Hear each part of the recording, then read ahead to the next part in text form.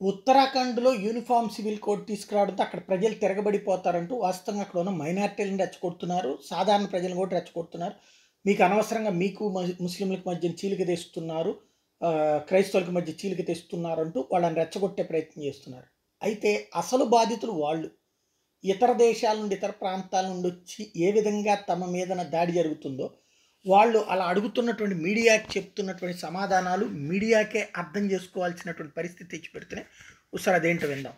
वहाँ पे बैठे हुए को रोजगार नहीं मिल रहा तो क्या ये देश के लिए एक बहुत बड़ा थ्रेट नहीं है? 4400 परिवारों के अंदर 50,000 लोग रह रहे हैं। मजाक है क्या ये चीज यार? एक परिवार के अंदर 10 से 12 लोग, ये देश की डेमोग्राफी नहीं बिगड़ रही है? ये थ्रेट है हमारे लिए कि उत्तराखंड सरकार ने ये निर्णय लिया कि पूरा रेलवे ट्रैक बना रहे हैं। 2.5-3 किलोमीटर का जो एरिया है वो आपका उस एरिया में पड़ता है। ट्रैक जो है वो एनरोचमेंट वाला एरिया आता है। तो उत्तराखंड सरकार ने बोला कि इस जगह को खाली कराना है।